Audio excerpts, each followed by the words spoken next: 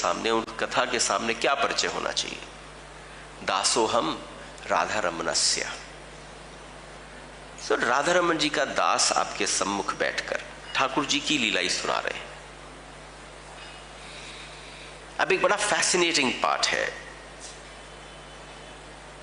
भगवान श्री कृष्ण की 16,108 पटरानियां हैं। You know, the stories when it revolves, there can be many people who would have heard me talking on Draupadi. Ranjana जी ने सुना, but मैं normally वो वाले हिस्से स्पर्श नहीं करूंगा द्रौपदी के जो नॉर्मली हम करते हैं। आज का परिप्रेक्ष्य अलग है। When you said there has to be a message drawn with every character. If a message is not drawn, then there is no point. तो 16,108 पटरानियों को बड़ी दिक्कत होती थी द्रौपदी से। द्रौपदी है कौन? ये जो आपका मोटिव है, फ्रेंडशिप एंड सर्विस, तो कृष्ण की एकमात्र सखी जो है वो द्रौपदी है, एकमात्र सखी। कोई सखी का कहीं उल्लेख ही नहीं है पूरे शास्त्र में। She can be anyone. कोई कहते हैं और सारे नाम लिए जाते हैं, लेकिन अगर आप वास्तव में गहन अध्ययन करें तो एक समय था जब द्रौपदी ने सुना कि यज्ञ कुंड की धधकती हुई अग्नियों की लपटों के बीच में से जब द्रौपदी का जन्म हुआ, तो जो वहां बैठे विप्रजन थे उन्होंने छूटते ही उसका नाम कृष्णा रखा। एक नाम द्रौपदी का कृष्णा भी है। थोड़ी श्यामल थी, मेल खाती थी कृष्ण से, लेकिन एक अजीब सी सुंदरता थी। जो श्यामल है उसमें गहराई बहुत ज्यादा है। बहुत ज्यादा सुंदर व्यक्ति को देखो, एक तिल भी गलत जगह निकल गया ना तो सुंदरता धरी की धरी रह जाएगी। लेकिन एक श्यामल व्यक्ति में जो ठहराव है उसकी बात अलग है। तो जैसे ही देखा कि मेरी लाडली बेटी का जन्म हुआ, पंडितों ने नाम कृष्णा रखा, तो उन्होंने कहा कृष्णा को कृष्ण को ही अर्पण करूंगा। और छूटते ही एक दासी दी जन्म के साथ साथ, नाम था नितंबनी। और उस नितंबनी से पूछा, नितंबनी एक बात बता, ये कृष्ण कौन है? और फिर उसने बताना प्रारंभ किया तो जैसे वो खो गई। उसके मन में आया कि अगर पति उन जैसा हो, आर्यवर्त के श्रेष्ठ पुरुष है, संपूर्ण कलाओं से संपन्न है, लेकिन क्या वो मुझे स्वीकारेंगे? तो आप समझना, जब आपका मन किसी की कथा में, किसी की कल्पना में, किसी की रूप माधुरी में, वेणु माधुरी में, लीला माधुरी में प्रवेश करता है तो एक पिक्चर बन जाती है। वो पिक्चर कभी कभी इतनी अद्भुत और विलक्षण होती है कि एकदम एक दासी ने आकर खबर की कि आपके पिता द्रुपद राज आपको बुला रहे हैं क्योंकि कृष्ण राजसभा में आए हैं। तो वहां तैयारी नहीं थी, मन ने चाहा उन्हें चाहूं, उन्हें वरूं। अंडरस्टैंड? मन ने चाहा कि उन्हें वरूं, और वो आज यहीं मेरे महल में आ गए। तो उसी समय भागते हुए बड़े ही सुंदर पुष्पों से, जो नीले रंग के पुष्प थे, उनकी मैंने माला बनाई और माला लेकर पहुंच गई कि आज ही जाकर गले में डालूं और वरमाला डाल दूंगी। लेकिन कृष्ण कृष्ण है। कृष्ण ने जब आती हुई द्रौपदी को अपनी ओर देखा, जिस भाव से, जिस नजर दृष्टि नीचे करी हुई, उन्हें कहा ये माला मेरे स्वागत की नहीं है, ये तो मुझे वरने आ रही है। उतनी ही देर में बात बदलते हुए कृष्ण बोले, द्रुपद राज, आपकी पुत्री जो है, आपकी जो कन्या है, वो कोई साधारण स्त्री नहीं है। इसका विवाह किसी साधारण पुरुष से नहीं होना चाहिए। एक स्वयंवर की रचना करिए और उस स्वयंवर की रचना में जो भी मत्स्य की आंख का भेदन करेगा, वो ही केवल आपकी पत्नी, आपकी कन्या के साथ पाणिग्रह संस्कार कर पाएगा। वो माला जो गले में डलनी थी, तो उसने सोचा पिता ने जन्म के साथ कह दिया कि कृष्ण को अर्पित हो जाएगी। मेरे मन ने उन ख्यालों को बनाना शुरू कर दिया, सपने सजोने देखना शुरू कर दिया, लेकिन बस कृष्ण आए और उन्होंने मेरा तिरस्कार कर दिया। और फिर उन्होंने बोला, इस पूरे आर्यावर्त में सबसे श्रेष्ठ अगर कोई है वो मेरा परम सखा है, वो अर्जुन है। नर और नारायण, वो नर स्वरूप है, वरने का अधिकारी वही है। तो जब तक स्वयंवर न किया जाए और अपने आप को योग्य प्रतिपादित साबित न कर पाए कोई, तब तक हमारी द्रौपदी का विवाह किसी और के साथ नहीं हो सकता। वहीं कृष्ण ने मेरा तिरस्कार कर दिया, लेकिन कान में आके कृष्ण क्या बोलते हैं, जो अर्जुन का है वो मेरा भी है, मुझ में और उसमें कोई भेद नहीं, हम दोनों एक ही हैं। अगर तुमने उन्हें पाया तो तुम अनायास ही मुझे पा जाओगी। एक एक शब्द में आपको पता है एक दिक्कत क्या है, हम अपने शब्द शब्द के साथ जो अर्थ हम निकालते हैं, हमारी मानसिकता निकालती है, हमारे विचार का दौड़ भाग निकालती है, वो सारी परेशानी उससे खड़ी हो जाती है। आप समझिए, ये तो मैंने भूमिका बनाई कि ऐसा ना हो कि एक साथ ही कूद जाऊं।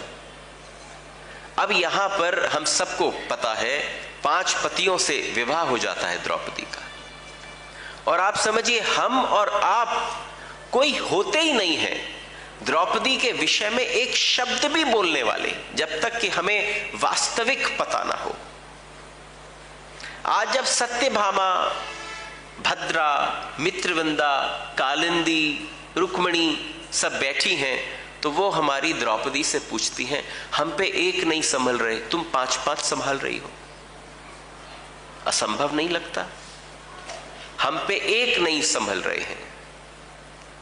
तो आप समझिएगा, this is a very interesting area where I would love to take you on a journey,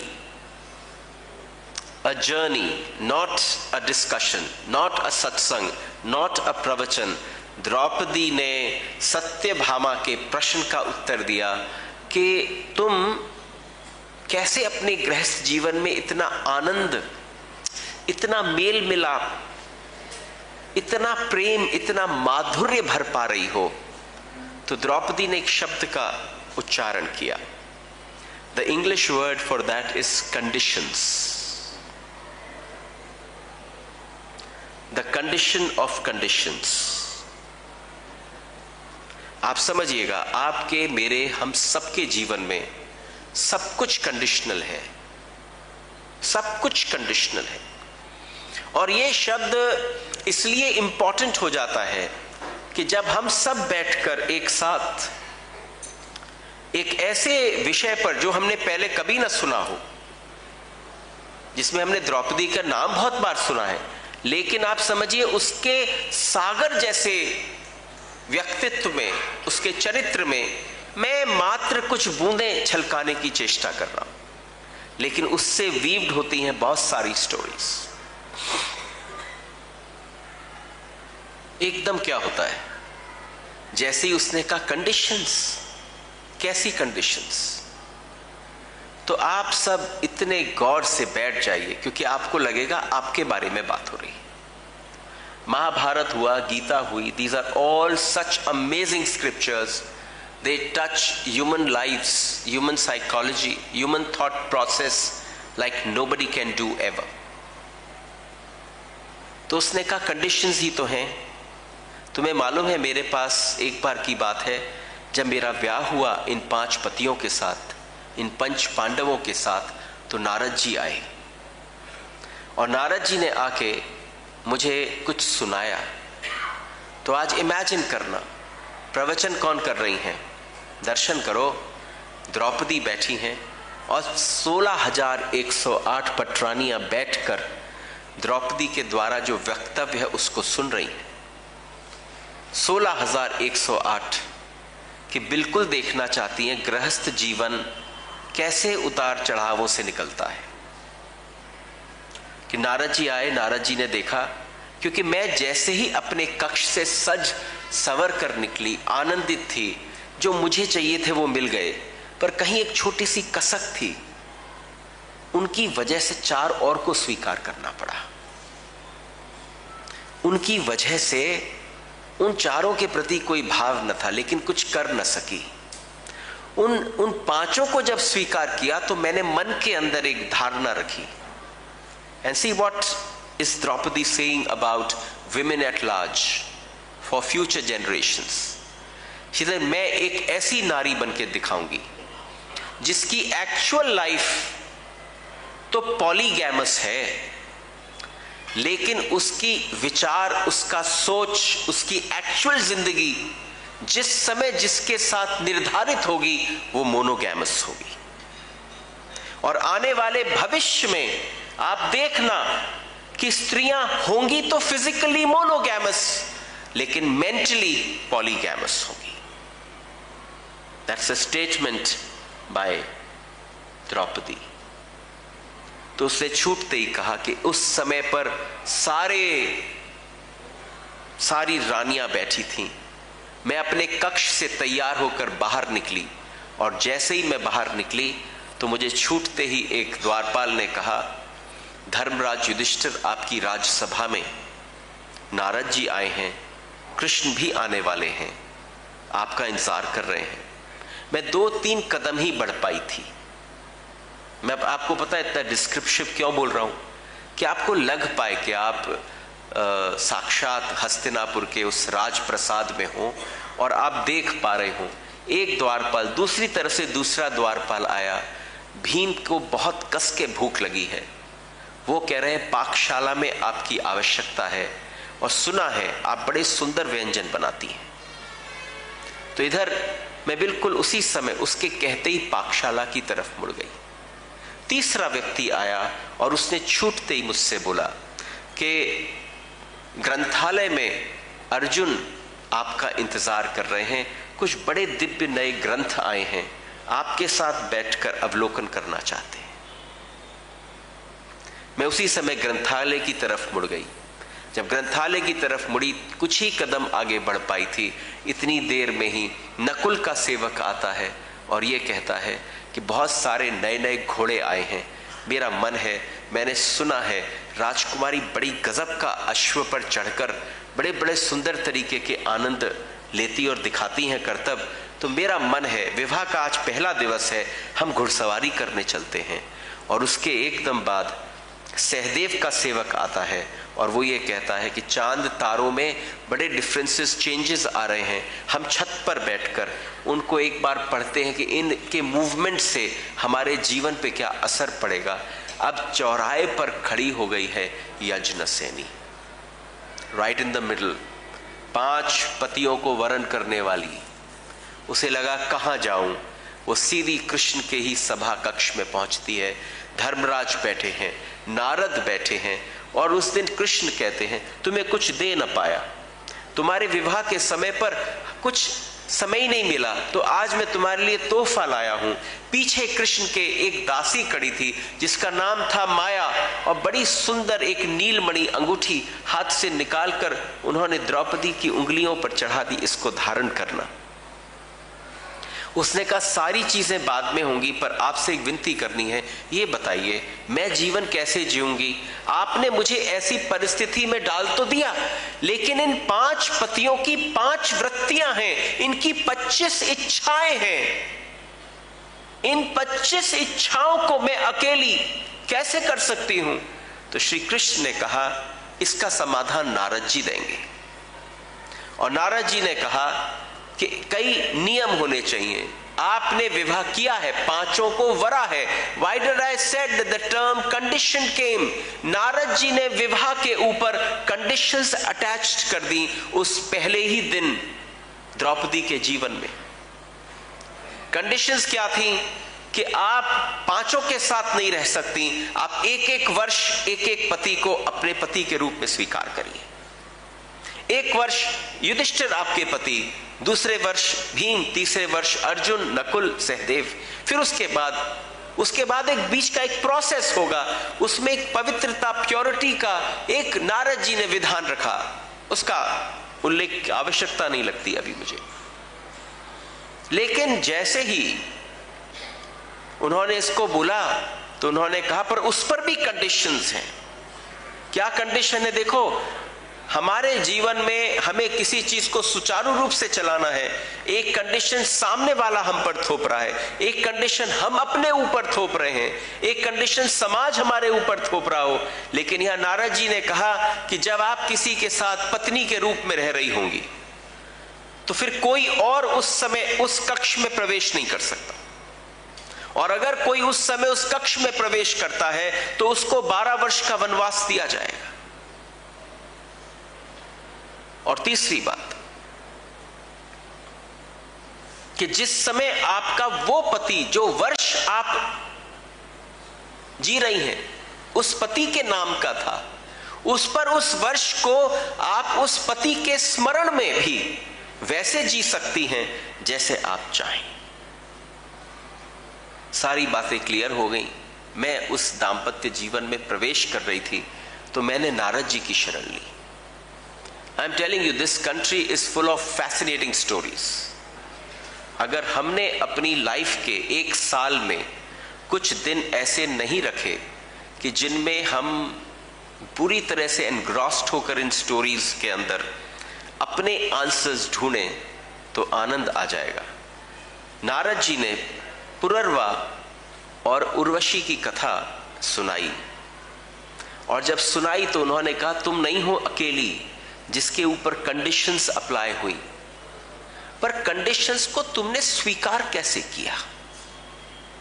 तो देखिए 3 स्टोरीज यहां आपस में वीव हो रही। नारद इज नरेटिंग और उनकी श्रोता है द्रौपदी, या द्रौपदी 16,108 रानियों को सुना रही। उन्होंने कहा पुरर्वा और उर्वशी। पुरर्वा ने एक ऐसी अद्भुत सौंदर्य, जहां पर थे पूरा आसमान, पूरा बादल, पूरा सब कुछ काला था, काले घने बादल थे, कहीं एक रोशनी का नाम नहीं था। और उन सबके बीच में से एक दिन ऐसे ही उन्होंने सामने देखा कि कोई एक छवि चमकती हुई, इतनी दिव्य, आप समझो आप कोई ऐसे स्थान पर बैठे हो जहां पर कहीं लाइट की एक किरण भी ना हो, और कोई ऐसा व्यक्तित्व सामने आ जाए जिससे ऐसी आभा प्रकट होती हो, आप उसका दर्शन करो और आनंदित हो जाओ। वो उसके पीछे आकर्षित होकर जाने लगे जहां वो आकर्षित हुए थे। क्या स्वरूप था, कैसी दिव्य सुगंधी आ रही थी। उस सुगंधी के पीछे पीछे गए तो जहां पहुंचे वहां श्वेत वस्त्रों में, श्वेत अलंकारों में मंडिता उर्वशी बैठी थी। उर्वशी को देखकर ही पुरर्वा को एकदम ऐसा आकर्षण हुआ, उन्होंने सोचा समय बिल्कुल भी व्यतीत न करूं और सीधे ही उर्वशी से पूछ बैठूं, आप मेरे से ब्याह करोगी? मैं आपको पत्नी के रूप में चाहता हूं। मैंने ऐसी दिव्य सुंदरता कहीं नहीं देखी। अब आप समझना, जितनी बातें पुरर्वा ने उर्वशी से कही, उन सबका भी उल्लेख किसी न किसी कंडीशंस में हमारे महाभारत में बड़े ब्यूटीफुली एक्सप्लेन्ड है। क्योंकि यहां पर अगर आकर्षण एक तरफ था तो सामने वाले ने उस आकर्षण में, it was an art of seduction. Urvashi कौन थी भाई? स्वर्ग की अप्सरा थी। और जब स्वर्ग की अप्सरा धरती पर आई, जब उनको स्वर्ग से निष्कासित कर दिया गया, तो कोई ना कोई तो काम होगा। जो आज उर्वशी जिसकी वजह से धरती पर आई, और फिर उस धरती के जो राजा थे वो उनके रूप को देखकर इतने लुंठित हुए कि उस पल ही उनके पीछे पड़कर उन्होंने कहा कि मैं चाहता हूं मैं आपसे वर हूं, आप बताइए।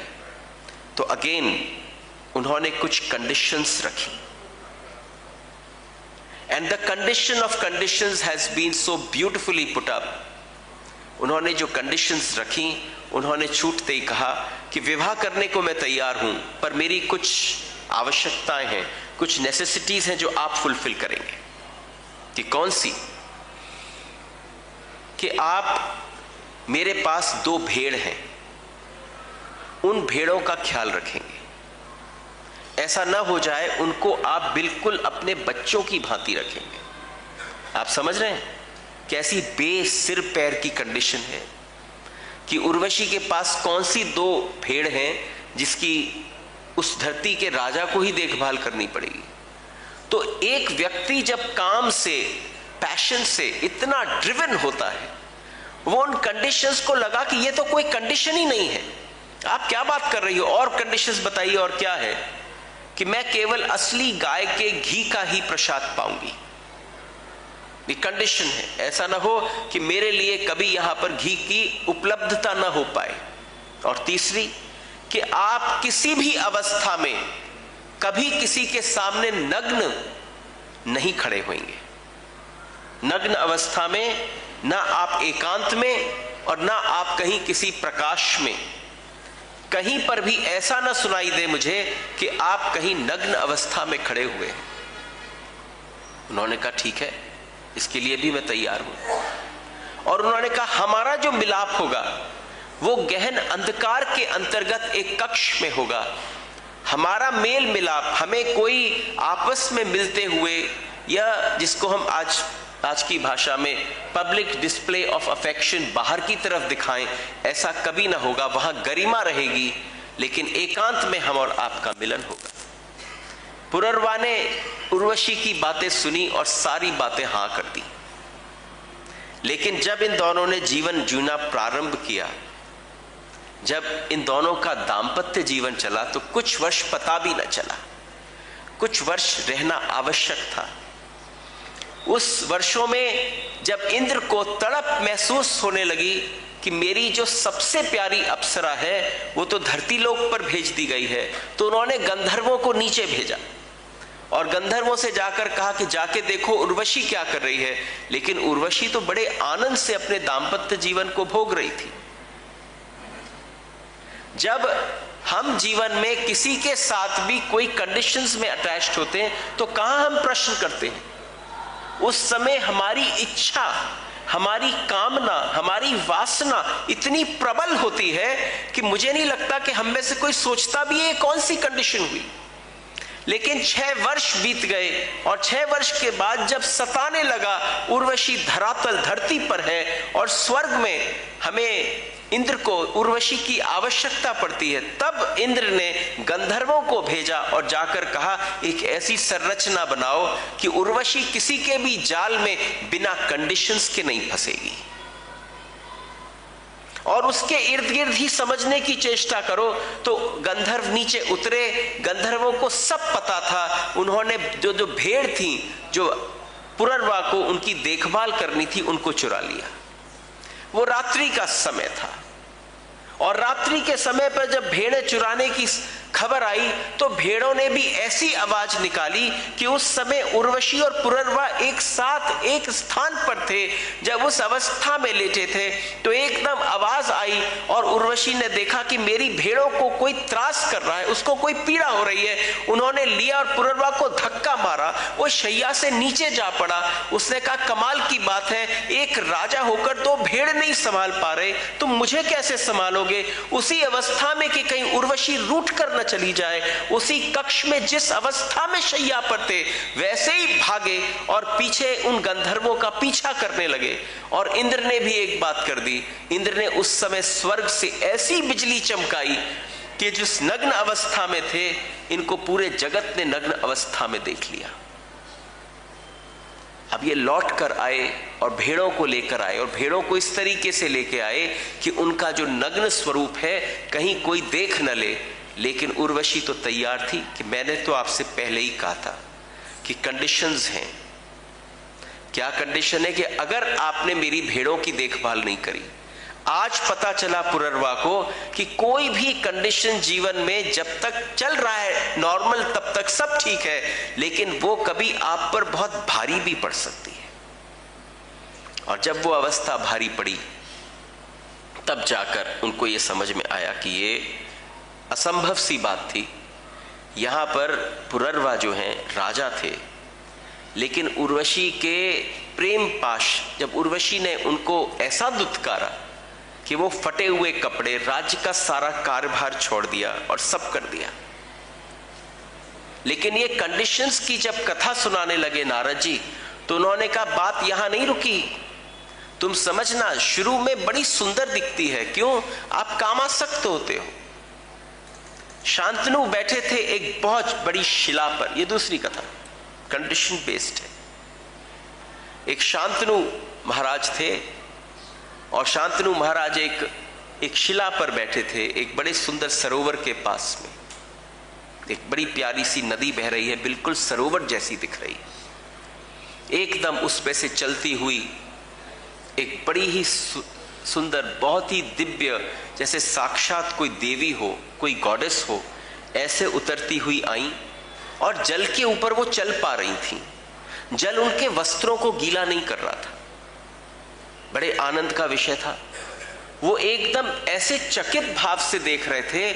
शांतनु ने जब उस गॉडेस को, उस साक्षात देवी को अपनी ओर आता हुआ देखा तो देखा कि वास्तव में ही आ रही है। जैसे कभी कभी हम कल्पना करने लग जाते हैं, वो कल्पना के परे था। उनकी कल्पना में भी ना था कि कोई देवी साक्षात जल में से प्रकट होगी। और आई और आकर उनकी जांघ पर बैठ गई। एक देवी सीधी जल में से निकली और आकर जंघा पे बैठ गई।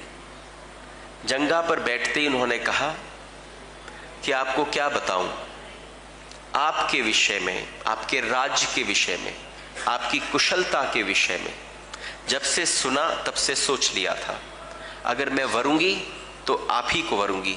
क्या आप मुझे स्वीकार करते हैं? शांतनु निशब्द थे।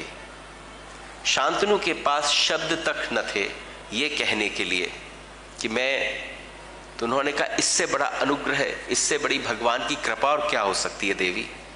मैं साक्षात गंगा हूं। अब एक बात समझिए, all of you have heard stories about Ganga, और हम सबको पता है यहां दो भाव है। देखिए, जब क्या होता है कि when we are talking, so there are stories which actually take care of my mind, my thought, लेकिन मेरे को आपको गंगा का भी परिचय देना है, मेरा वाला परिचय। ये गंगा महात्म से है और गंगा की कथा कहने जा रहा हूं। हम सब जानते हैं भगीरथ आए हैं गंगा को लेकर। मतलब थोड़े थोड़े सर हिल रहे हैं, थोड़े ज्यादा हिले तो और मुझे मजा आएगा। मतलब I am not telling you, will be surprised if you see all my कथास। I make it a point कि when I am about to say something very relevant, I want somebody's attention. अच्छा, कोई ऊँग भी रहा होगा तो वो कहेगा, ओह, सोते सोते भी उसको ऐसा आभास होगा। तो Ganga story is coming up. आप समझ रहे ना, आज के प्रवचन के बाद this session you should be thankful to Rotary Club of Agra Royal कि आपका गंगा स्नान करने का तरीका बदल जाएगा। भगवान भोलेनाथ का एक दिन मन कराया कि मैं अलाप लूं, अलाप, और कैलाश के ऊपर बैठकर उन्होंने अलाप लेना चालू कर दिया। बड़ा दिव्य अलाप लिया, ऐसा अलाप लिया कि जैसे ही उसका स्वर ब्रह्मा जी के ब्रह्मलोक में पहुंचा तो ब्रह्मा जी ने माथो पीट लिया। तू नाचतो ही हो तो कम होगा, तू तांडव ही करता, रुद्र तांडव, आनंद तांडव, कितने प्रकार के तांडव हमारे भगवान ने करे। उन्होंने कहा अब तू गाएगा भी। ये भगवानों के बीच की कन्वर्सेशन है, हमें दूर रहना चाहिए, वैसे सिर्फ सुनते हैं।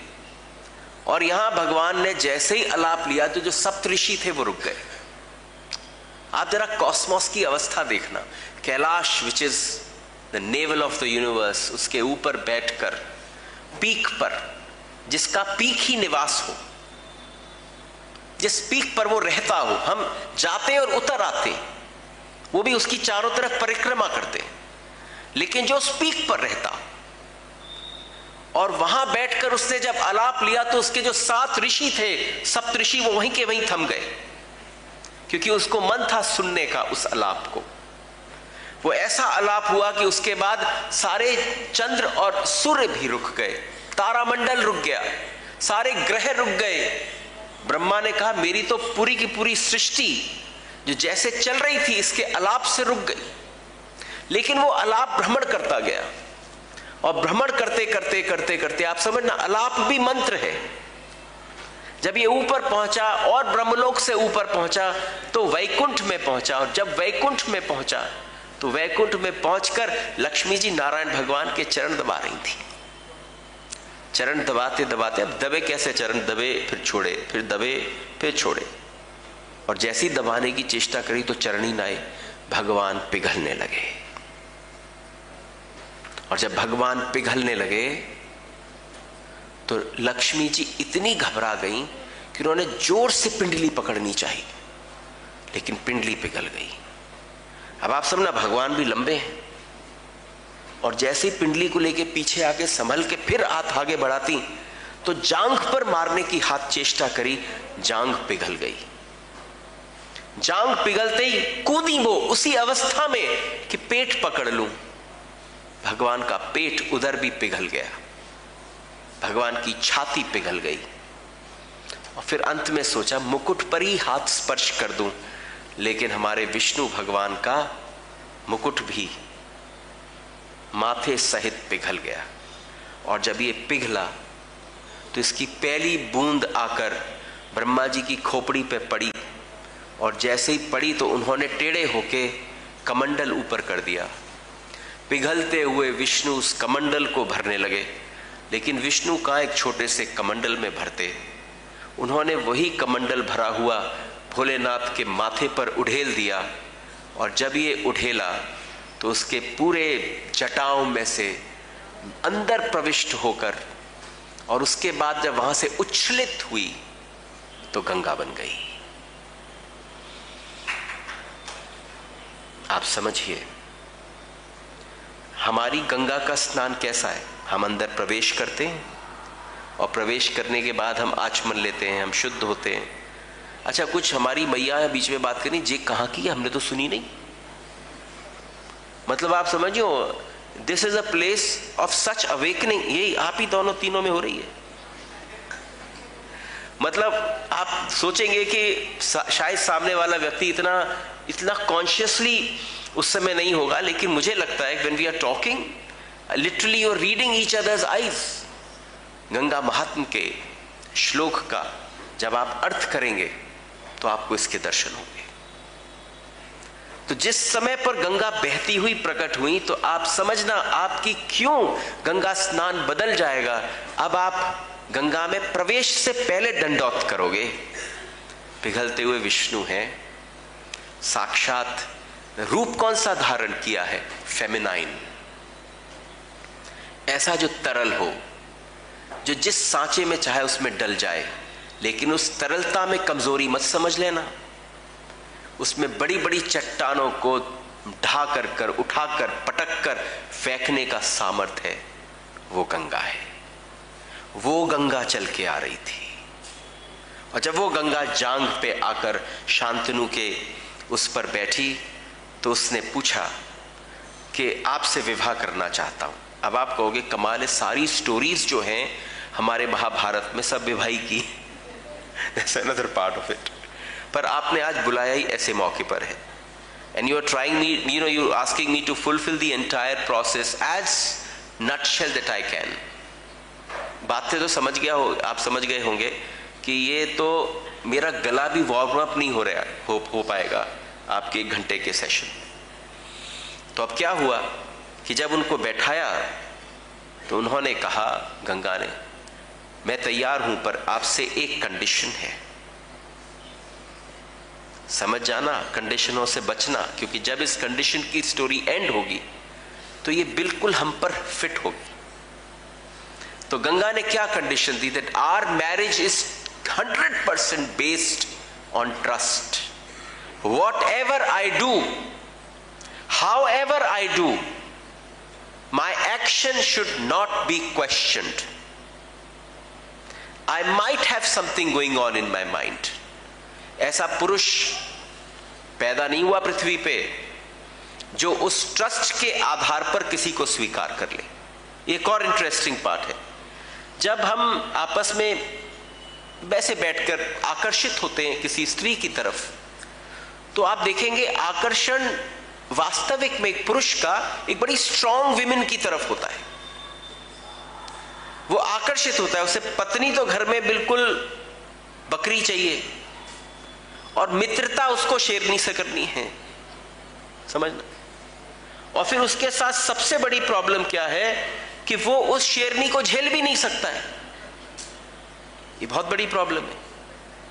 तो अब शांतनु राजा है, इस पूरे ब्रह्मांड के राजा हैं भाई, और वो जिससे कह रहे हैं, उन्होंने कहा उस समय वो भी उनके रूप, उनके सौंदर्य को देखकर, अरे साक्षात गंगा, साक्षात देवी, उनको देखकर उन्होंने कहा आप जो बोलेंगी मैं तैयार हूं। आप समझना, जिस समय आप किसी के प्रति आकर्षित होते हैं बस वहीं रुक जाना कि कंडीशंस तो नहीं है। आपकी सारी मार्केटिंग, किसी भी पेपर को, अखबार को, मैगजीन को निकालो, हाँ भाई, आपके नीचे क्या लिखा होता है? Conditions attached. और जैसे, अच्छा, उसके भी 2 स्टार लिखे होंगे या 3 स्टार होंगे, कहीं ढूंढो कहां लिखे ये स्टार का अर्थ।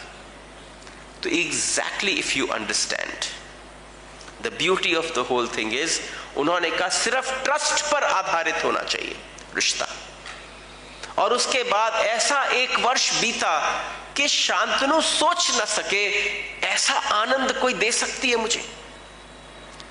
सगर्भा हुई, 9 वर्ष गर्भ में धारण किया, और जिस दिन, जैसे कोई एक साधारण स्त्री होती, कोई रेगुलर ऐसी स्त्री होती, तो आप समझना बच्चे को जन्म देने के बाद 2-3 दिन विश्राम करती, लेकिन गंगा ने उसी समय अभी बच्चे को जन्म दिया, उसको अपनी गोदी में लिया और उसको बड़े छाती से लगाया और निकल गई उस महल से। किसी ने जाकर बोला शांतनु को कि आपकी पत्नी अभी अभी इस महल से निकलकर नदी की तरफ जा रही हैं। शांतनु के मन में बड़ा कौतुक उठा, वो भी पीछे पीछे भागे, और उन्होंने क्या देखा कि जिस बच्चे को अभी जन्म दिया उन्होंने उठाया और उसको गंगा में बहा दिया।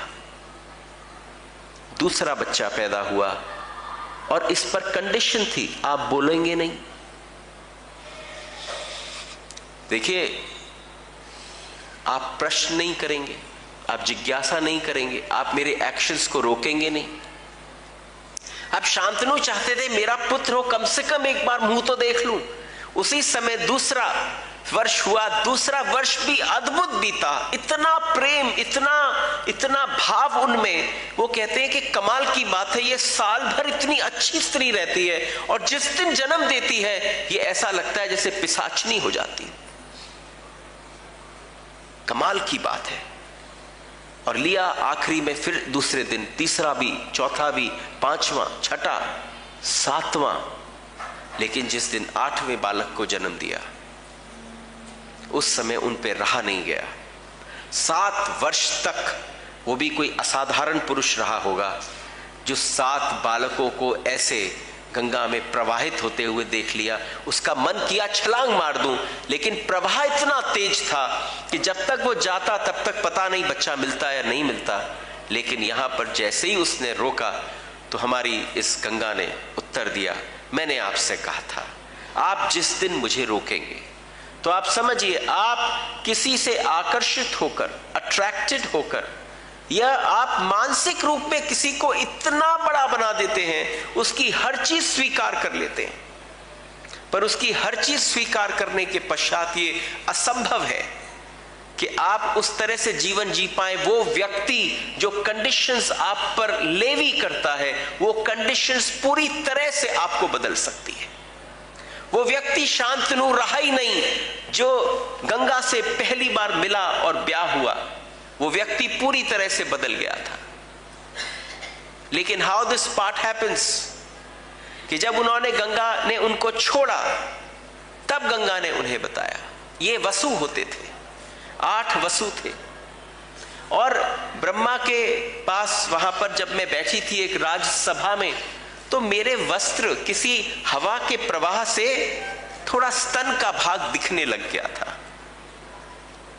और उसको देखकर जो आकर्षित हो रहे थे, उस उभरे हुए स्वरूप को देखकर तो ब्रह्मा जी ने उन्हें श्राप दे दिया कि तुम भी जाओ जिसके प्रति तुम ऐसे आकर्षित हुए हो। तो जो 8 वसु थे, इसमें कोई वसुओं को जन्म देने को तैयार नहीं था, पर इस पूरे श्राप को पूरा करने के लिए स्वयं गंगा आगे आ गई। गंगा ने कहा मैं जन्म दूंगी उन वसुओं को, और जब कहा कि मैं जन्म दूंगी तो बचा कौन? जो एक था उससे कहा तुम्हारे जीवन में साधारण जीवन नहीं होगा, क्योंकि सारी प्लानिंग तुमने करी थी। द्यू नाम का वसु था, वही द्यू नाम का वसु ही साक्षात भीष्म पिता के रूप में हम जिनको जानते हैं, जिनका पहला नाम देवव्रत था। अब गंगा के जाने के पश्चात 20 वर्ष बीत जाते, 20 years have passed by. Okay, anybody knows what is the difference between Ramayana and Mahabharata? ये हमारे घर की स्थिति है।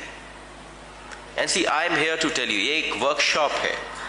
अगर वर्कशॉप में भी बैठकर कुछ यहां टेक अवे भी तो होना चाहिए कि नहीं होना चाहिए? मतलब थोड़ा सा नाश्ता पिश्ता दिख रहा है मुझे बाहर, पर वो टेक अवे नहीं है। I am about to give you a fantastic take away. ये जो टेक अवे है, आपके साथ जो जाने की चीज है, महाभारत में जब शांतनु 50 का आंकड़ा पार करते हैं तो वो एक दिन 20 वर्ष पत्नी के बिना रहने के बाद एक मत्स्य कन्या के साथ, सत्यवती के साथ आकर्षित होते हैं। और आप देखना, कभी कभी सुगंध ऐसी होती है कि उस सुगंध से आकर्षित होकर शांतनु उस ओर खिंचे चले गए।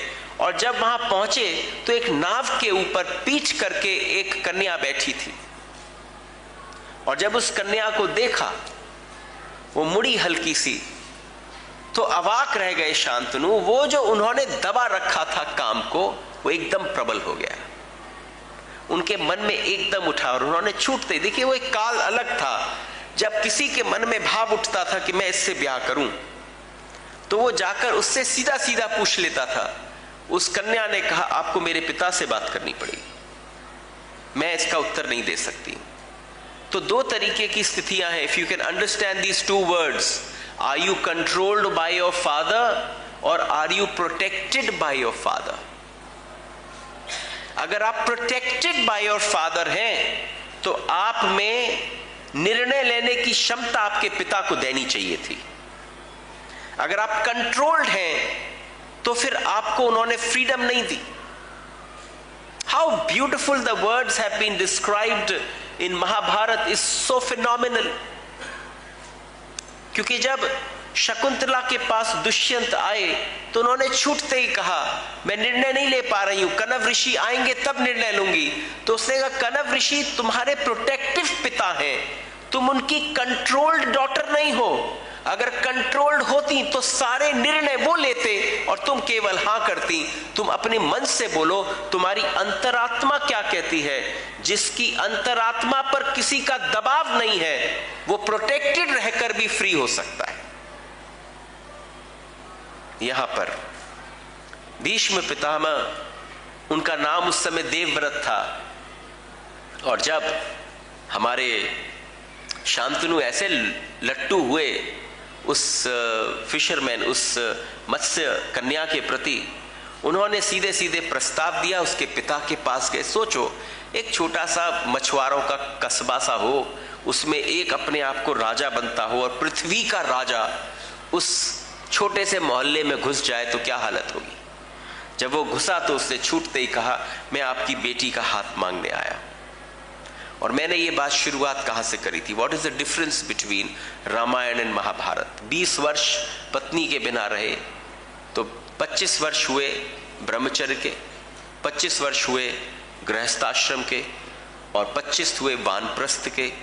तो बेसिकली अगर जो रूल ऑफ द लॉ समय फॉलो होता था तो 25 वर्ष जो वानप्रस्थ के थे, अब उनको वानप्रस्थ की तरफ चलना चाहिए था।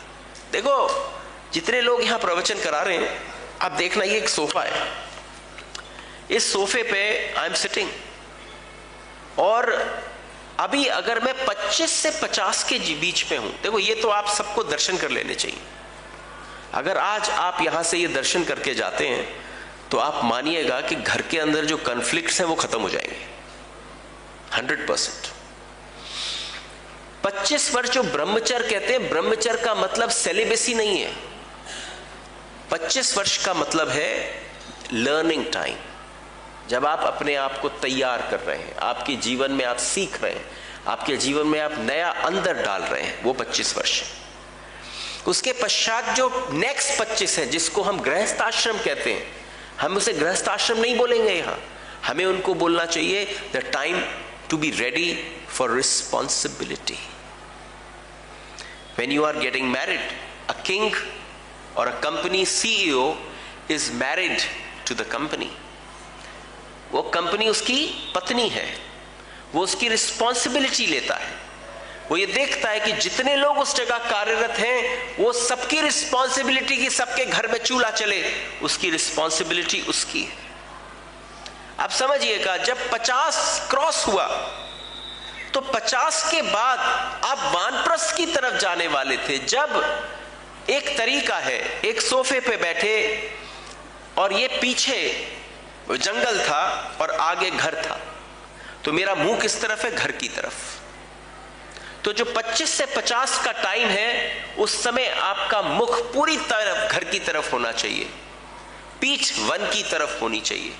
लेकिन जब 50 पार हो जाए तो थोड़ा थोड़ा सोफा सरकाना चालू कर दीजिए, थोड़ा थोड़ा 51 पर, 52 पर, 53 पर, 54 पर, 60 पर, 65 पर। एक दिन पूरा सोफा टर्न अराउंड हो जाएगा, आपका घर पीछे होगा और आपका वन आगे होगा। इसका मतलब क्या है? मैंने धीरे धीरे रिस्पॉन्सिबिलिटीज नेक्स्ट जनरेशन को सौंप दी थी।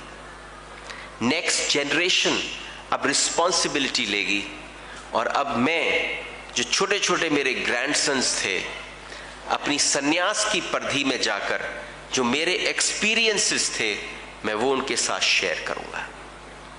शांतनु 50 पार कर गए थे, वानप्रस्थ की तरफ जाना था, सोफा घुमाया ही नहीं, वापस शादी में उतर गए। तो उसका परिणाम क्या हुआ? जो वापस शादी में उतरा 50 के बाद, उसके घर में तो फिर भैया महाभारत ही होगी। Not possible. एंड रामायण कहां हुई? रामायण में जब भगवान राम के पिता दशरथ ने देखा कि मेरी कलमें सफेद हो रही हैं और माथे पर मुकुट धारण करा तो हल्का सा सफेदपन दिखा, उन्होंने ध्यान कर लिया कि बस ये इशारा है कि अब तेरे वानप्रस्थ का समय आ गया है, राम तैयार हो गया है, तू ले और ये सीधा का सीधा मुकुट उसके माथे पर रख दे, तो उस घर में रामायण फलित होती है। That is the difference between. तो आप जिस वर्ण के प्रतीक हैं, जिस उम्र पर, एक्ट लाइक इट। वहां पर देखा तो शांतनु के पुत्र देवव्रत उस फिशरमैन के घर पर पहुंच जाते, उससे जाके पूछते क्या समस्या है? मेरे पिता जब से आपके पास से गए हैं कुछ बोल नहीं रहे हैं, कुछ बोलिए ना। तो सत्यवती कहती है, सारी समस्या के जड़ ही तुम हो। मैंने उनसे कहा कि मैं आपसे विवाह करने के तैयार हूं, लेकिन जो मेरा बेटा होगा वो राजा बनेगा। लेकिन उनके मन में था कि जिसको मैं बना चुका हूं राजकुमार, जो नेक्स्ट किंग होने वाला है, वो मेरा बेटा देवव्रत है, मैं देवव्रत से ये छीन नहीं सकता। तो देवव्रत वहां पहुंचकर कहता है कि मेरे पिता जो निर्णय न ले पाए वो निर्णय मैं लेता हूं, मैं ऐसी प्रतिज्ञा लेता हूं कि मैं कभी ब्याह नहीं करूंगा। तो वहां तसल्ली नहीं हुई सत्यवती को। सत्यवती ने कहा कि इससे क्या होगा? विभाई, आप कह रहे हो कि आप उस गद्दी पर नहीं बैठोगे, पर अगर आपके पुत्र हुए तो उन्होंने फिर कहा मैं अखंड ब्रह्मचर्य का भी आज प्रतिज्ञा लेता हूं। उस समय पर जो उस पूरे आसमान में वसु का अवतार है भीष्म पितामह, वो ऐसा भयंकर नाद हुआ ब्रह्मांड में, उस दिन से देवव्रत का नाम भीष्म पितामह पड़ा। जो कंडीशन सत्यवती ने डाली, उसके पश्चात जो हुआ वो भी कुरुवंश के लिए बड़ा घातक था। भारत कुछ और होता अगर भीष्म पितामह ने उस समय पर स्वयं राजगद्दी पर आसीन होते। तब उन सारी 16,108 रानियों के साथ कहा कि आप समझे लाइफ में कंडीशंस क्या क्या कर सकती हैं। तो मैं तुमसे कहती हूं एक बात, कुछ नेगेटिव कंडीशंस होती हैं, कुछ पॉजिटिव कंडीशंस होती हैं। ये आपके ऊपर लेने का ढंग है। जब आपका सारा फोकस, सारा ध्यान केवल अपने ऊपर होगा, अपने सुख के प्रति होगा, तब कैसी भी कंडीशन होगी आप नेगेटिव की तरफ अपने आप आकर्षित हो जाएंगे। क्योंकि जहां अपने ऊपर है वहीं स्वार्थ है। तब नारद जी ने मुझसे कहा, तुम्हारे ऊपर मैंने कंडीशन डाली है द्रौपदी, तुम पहली होगी जिसके ऊपर कंडीशंस आई, पर वो उर्वशी, वो गंगा और वो सत्यवती नहीं बनी, वो साक्षात कृष्ण की एकमात्र सखी